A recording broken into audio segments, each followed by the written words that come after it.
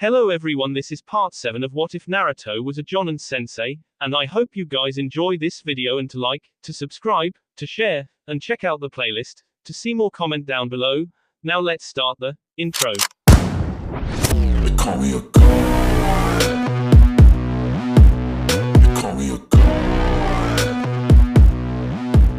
They call me a god. Join my membership, the perks are great. It's in the description. What follows are bios of the different characters that I created and currently existing characters. After this will be chapter 1 of Rokudime Naruto. Name: Uzumaki Naruto. Age: 24. Occupation: out of rank, Shinobi of Hokage. Backstory: after years of being shunned and hated, Naruto has found friends and people precious to him. He has the respect of his village, although a bit grudging with some people, as he was named Hokage. Married to Hyuga Hinata, from now to be referred to as Uzumaki Hinata, they are currently expecting a child. Techniques: Cage Bunshin, Shadow Clone, Rasengan, Odama Rasengan, Hiraishin, Flying Thunder God Technique, Kagutsu Rasengan, Puppet Rasengan, a summoning pact with toads, and many other various techniques. Name: Uzumaki Hinata. Age: 24. Occupation: out of rank, Shinobi, Hyuga Clan Hires out of Jonin. Backstory: has been looked on as weak by her clan. Naruto was her inspiration. In order to get him to notice her, she trained to become strong. Is now recognized as a worthy heir to her clan, but is passing that up as wife to the Hokage.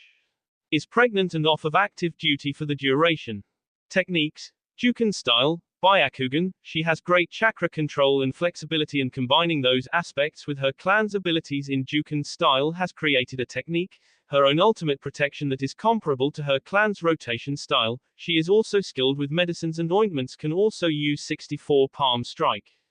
Name: Kawazu. Age: 22. Occupation: out of rank, Toad Sage, Wandering Hermit out of considered at a rank of Sannin. Backstory: Jiraiya's son, 2 years younger than Naruto, long white hair, tall and powerful, quiet, reserved, and ambition in life is to live up to his father's name, the noble sage, not the pervert part of his father's personality, and after meeting with Naruto is offered the chance to do just that. Raised by his mother and has seen his father a few times in his life, but not enough to have the bad part of him influence him. He both respected his father for what he did with his life, and at the same time there is a slight resentment in how he was rarely there for him and his mother. When Jiraiya and his mother Mugen lost her will to live and leaving a 15-year-old son when she finally passed. Meeting Naruto at the age of 17, he still respects his father for his life, but the resentment has increased due to his mother passing due to it. He accepts the job that was once his father's with the thought that it would make his mother happy and allow him to be a better man than his father was. Surpassing the man in his endeavors in his eyes will both honor him and prove himself the better man. Techniques: unknown to anyone but Naruto has seen what he can truly do, but it is apparent that he too has a summoning pact with the toads, and is recognized by the Toad Elder as the human sage for them. There is one thing to consider: Kawazu is the Toad Sage in place of his father, and therefore has his father's abilities. Name: Uchiha Sasuke. Age: 24. Occupation: out of rank, Sannin, right hand to the Hokage. Out of rank is also Sannin. Backstory: now is trying to live out his life. He has avenged his clan by his older brother, Itachi. He was named the Snake Sannin to take the place of Orochimaru, his unofficial mentor. Techniques: Sharingan, multiple fire Eustace, Chidori, is skilled with his blade and in hand-to-hand combat, can copy many techniques with his Sharingan with the exception of other Kekai Gankei such as Byakugan, and also cannot just copy Naruto's Hiraishin ability. Name: Haruno Sakura. Age: 24. Occupation: out of rank, medical ninja, hospital doctor out of Sannin. Backstory: continuously trying to win Sasuke, her fellow Sannin, but without the vigor she had used when she was younger. She was named the second Slug Sannin, as she was apprenticed to Tsunade, the original Slug Princess. Like her teacher, she is quick-tempered and takes offense at the simplest things, especially when Naruto did that simple thing. She is also very level-headed, an odd combination to be sure. Some say she may be bipolar. Techniques: medic abilities and extreme control of her chakra. She can enhance her physical power to the point of leveling a building, is fairly skilled in hand-to-hand but not that fast. So therefore, while she may be able to crush your sea with a single punch, can be dodged easily by a speedy opponent. Name: Nara Shikamaru. Age: 24. Occupation out off rank, strategic advisor to the Hokage out off Jonin. Backstory: a member of the old Team 9 alongside his best friend, Chuji and unrelenting shrew, Ino, Shikamaru is a brilliant tactician. Though extremely lazy, he was the first in his age group to make Chunin level and stayed in that rank for many years, as it is too troublesome to go any further, that and he liked where he was. He has, finally, put an effort in and risen to the rank of Jonin very easily. Naruto named him his military out-off strategic advisor, a position that he took most grudgingly. He is very aware of what he can handle and will not rush blindly into things. His cool-headed view makes him an ideal squad leader, as his emotions will be less likely to fail. His life dream is to marry a woman who is not too pretty and not too ugly, have 2 kids, first a girl then a boy. He would retire from his shinobi profession when his daughter is married and his son is named a ninja, to spend the rest of his days cloud watching and playing Go and shogi until he peacefully in his sleep before his wife. Techniques: a shadow user, his clan specialized in shadow techniques, such as controlling his opponents to strangling them with his shadow, and also creating spears from his shadow. His intelligence is also to be considered a powerful weapon in his arsenal. He had an IQ of over 200 and can come up with plans and formations many times over, all of them extremely effective. Name: Ankako Maita. Age: 17. Occupation out off rank, Shinobi off Jonin. Backstory: skilled ninja, was the top of his class in his years at the academy. He comes from a normal family and therefore has no clan or any other ninja affiliations in his B. He is why and a bit conceited, which is something that his old teammate and friend tries on a continual basis to beat out of him. He is very skilled with genjutsu and taijutsu, has very good control of his abilities. He has no special abilities as others do, but makes up for it in his skill with everything else. Techniques: normal techniques, skilled in weaponry and precision, can create clones and shadow clones but not as effective with those as his old sensei, Naruto. He also has taken to sword fighting after his time training with Sasuke and is proficient with a katana. Name: Inuzuka Kemonoi. Age: 17. Occupation out off rank, Shinobi off Chunin.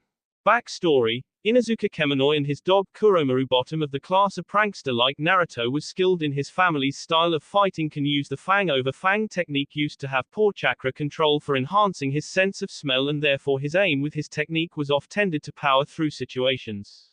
He has trained and his control is on par with his teammate and cuff girlfriend core, Hyuga Hana. Techniques: skilled with his family beast brawler style, fang over fang technique, and beast merger. I'm not really sure what that one is called, but it is when the ninja and the dog meld and form a massive 2-headed wolf-like creature. Name: Hyuga Hana. Age: 17. Occupation out off rank, Shinobi off Chunin. Backstory: she is a main branch member, is very outspoken physically. She could be stronger but she is fast and flexible, making her a very hard target. She is going out with her teammate Kemonoi. The two get along very well, sometimes butting heads, but that is good for them. Techniques: Juken style, Byakugan, she has great chakra control, uses also rotation, and 64 palm strike. Name: Rock Lee. Age: 25. Occupation out off rank, Shinobi off Jonin. Backstory: was once thought that he would never make it as a ninja. He sought to prove to everyone that with hard work, a lot of hard work, even someone that cannot use a ninjutsu and genjutsu could be a ninja. His personality is much like his old sensei Might Guy, very outgoing and friendly. He never gives up. He even took to dressing like his mentor. No one is really sure why, as the green spandex jumpsuit is not really the most practical ninja garb that can be found. I believe that he mimics his sensei due to the fact that Guy was the first to truly believe that Lee can achieve his goals with pure determination. Techniques: extremely proficient in Goken, strong fist, primary and secondary lotus. He can push through and open the celestial gates, allowing him great power for a while. When using that ability, he must end it quickly, as the toll it takes on him is almost as bad as what he dishes out to an opponent when in that state. It has been discovered that he is a natural drunken boxer, and when he came of age now keeps a bottle of sake strapped to his belt, as a secret weapon. When in that state he is a mean drunk, faster and very unpredictable. He pulls of the wall moves from thin air and uses everything in his reach to fight. Those are the bios that I will write. These are the characters that I created, and also my favorite from the show that will be playing a larger role in my story than others. And now I will go on to the story. Rokudaime Naruto. Chapter 1. It was a month later and it was nighttime in the desert. Kawazu was in a meeting with the Kazekage. The red-haired shinobi was sitting at his desk with his hands folded before him as the younger white-haired sage was speaking. So that is the issue, Kazekage-sama, he said respectfully. The Hokage believes that the container of the Ichibi will make its way here. Gaara considered this and then looked to his visitor. Firstly, as you are a friend of Naruto's, please, enough with the formalities. My name is Gaara. Kawazu nodded his understanding, and Gaara continued. That being said, it is true I had a feeling that the demon would come around this way. After all, it makes sense, here is where he will be more powerful. Gaara sighed, the stress of the job getting to him, but that does not make it any easier. It is true that now we can be sure of where his will go, but once there he will prove himself a difficult challenge. Kawazu nodded once again before speaking, and that is why Naruto sent me here. Not that he feels that your village won't be able to defend itself, he said quickly. It is simply that if help is needed, it would not do to have his allies and friends decimated by what was once considered their hidden weapon. Gaara remained impassive, but Kawazu could tell that he was both annoyed and grateful. I thank him for his concern, and he can be sure that we will call on him if, and only if, the need presents itself. He paused for a moment and then stood from his desk and motioned to Kawazu to follow him. Gaara led him outside to his balcony overlooking his village. He waved his hand over the village and said to Kawazu, I know it is not like Konoha, but this is my home, and if anyone is going to protect it, it will be me. Kawazu took in the desert village. True, not like Konoha, but I never said that it was worse. He was gazing at the place. This village is very peaceful and I like it. I hope it stays that way. Kawazu sighed. Also, I understand that you will protect it, but I will offer my help if ever needed. Gaara glanced over at Kawazu and he smiled. That is appreciated. The two stood there in the desert wind, and Gaara spoke again. So how is Naruto doing now? I have not seen him since he was announced Hokage. He is well, he got married and his wife is currently expecting. Gaara smiled again. Well, he certainly works fast, doesn't he? At that moment a Chunin landed next to the pair and head bowed said, Kazekage-sama, there is report of a disturbance outside of the main gates. Gaara looked over and questioned, what kind of disturbance? The Sand Chunin stood straight and looked gravely at Gaara. There is word of loss of a patrol, apparently they were swallowed by the desert. Gaara flinched and snapped his gaze to the main gates and Kawazu followed his example before speaking, we won't be able to see anything from here, Gaara. Gaara nodded and said to the Chunin, go and find Temari and Kankuro, let them know that they are to assemble a platoon of mid to long range specialists. If this is what I think it is, then we must be careful and keep our distance. Once they are set, have them meet me at the gate. The Chunin nodded once and disappeared, and Gaara turned to Kawazu, can you send word to Naruto? Kawazu nodded and Gaara continued, okay then, let him know that the attacks seem to have started. He should not come here yet, wait until we have some more information. After you send that, come out to the gate and take a look, okay? Not a problem, said Kawazu, and Gaara took off. Kawazu bit into his thumb and made the signs needed for summoning. Soon there was a puff of smoke and there sat a small dog-sized frog. The frog looked up at Kawazu. Oh, it's you, it said, what do ya need? Kawazu sighed. Gamaichi was always brash. Listen, this is important. The frog looked around but nodded to show he was paying attention. I need you to go to Naruto, let him know that the demons might be attacking shortly, and then come back here once the message is delivered. The frog nodded once and said, you got it, boss, then disappeared in a puff of smoke. Kawazu made his way to the gate to join Gaara. As he neared the area, the frog showed up again, sitting on Kawazu's shoulder. Kawazu stopped and Gamaichi spat up a small scroll. The scroll then burst into smoke and there stood Naruto in his robes, twirling a tri-pronged kunai. He muttered, weird way to travel. Kawazu stared at him and said, Senpai, you did not have to come here. You left your village unprotected. Naruto glared at him, hey, give me a bit more credit than that, Kawazu. I did not leave the village. At this the younger looked confused and Naruto went on. I am a shadow clone, I wanted to see this for myself. He held up the kunai and said, if however I am needed, the real thing can be here in a flash. Kawazu nodded and the two took off again to the gate. They reached the outer rim of the village and the expanse of the desert stretched out before them. Gaara looked around as he felt the two approaching. Naruto, why did you leave your village? He looked annoyed. Did you not think we could handle this? Naruto shook his head. I just wanted to see, so I sent one of my clones. Gaara nodded, then turned back to the sand. Look, it's right there, he said as he pointed to the problem area. A little way off there was what looked like a whirlpool of sand on the desert floor. In the middle stood a dark figure. Even at this distance they could feel its intent wash over them.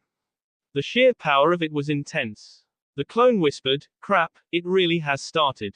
Kawazu, Gaara and the Naruto clone stood there, looking out at the desert. The whirlpool of sand was drawing closer to the village. The figure in the middle of it was almost black in the moonlight. Naruto joked quietly, well, who gets first crack at him? As if in response, Gaara's robes fell to the ground, revealing his battle outfit. The red and black of his clothes was very similar to his old style, minus the gourd strapped to his back. He reached up and as he removed his hat said, I think that I am the one who should fight it. After all, I have wanted a chance to destroy that beast. Naruto simply shrugged and said, well, it's not like I will be much help, I think that I will just watch from here. Kawazu stared at the Kazekage. Are you sure? He asked. Gaara nodded when they were interrupted by the arrival of the men that he had requested, led by Kankuro and Temari. Gaara's older siblings noticed, Naruto, there and. Temari questioned, Hokage-sama, what are you doing here? Kankuro continued for his sister, yeah man, you think we can't handle this? Why does everyone say that? Asked Naruto. And just so you know, I am not really Naruto, I am a shadow clone. That is to say the original me, wanted to see what we are facing and being weary of leaving Konoha, sent me to get the memory of it.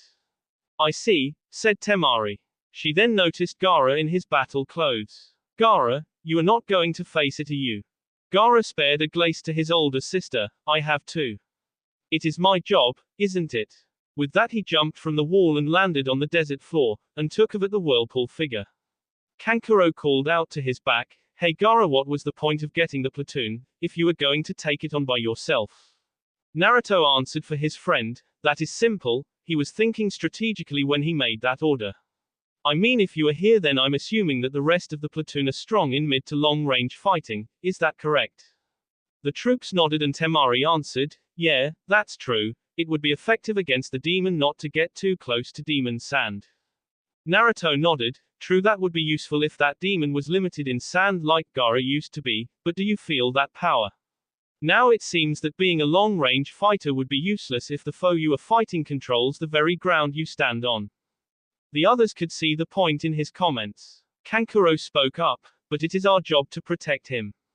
No, said Naruto, it is his job to protect you. After all, if anyone here has a chance against that thing, it is Gaara, and I guess Kawazu here. He said the last part, waving to the white-haired shinobi next to him. How do you figure? Asked Temari. Well, said the clone, Gaara, because he has experience with the demon. After all, that beast was sealed within Gaara for the first 16 years of his life. Of all of us, I think that he would best know the demon's tricks. And the demon would not know Gaara that well anymore, as they have been separated for the past 9 years. Gaara changed and improved since it was L from his body, while the demon is still the same. Naruto paused while the others considered this point, and he added as an afterthought, and Kawazu would be able to hold his own with him as he is just stronger. Naruto nodded to Kawazu and the younger bowed and leapt form the wall as well to follow Gaara, leaving Naruto with the rest of the group. And let's not forget that the fewer people that are out there, the less we have the possibility to lose. Gaara approached the figure and its features were coming into view. The sand clung to its body, distorting the way it looked underneath. The outer shell was that of the demon, like how Gaara looked when he used the ability against Naruto that first time. The arms hung at its side, the ends tipped with claws that looked ready to tear Gaara apart. The long tail whipped back and forth, over and over. It looked up as Gaara approached, its face covered with the mask that was Shukaku. The demon spoke in a deep, guttural voice, well, what do we have here? It grinned, if it isn't my old vessel, have you come to play with me? Good, I was getting a bit lonely, I like this vessel better because I have more control but I have no one to talk to. He laughed. Gaara didn't reply, he just glared at his foe. The demon looked past Gaara and saw Kawazu approaching. Oh look, said the demon excitedly, I found someone else to play with.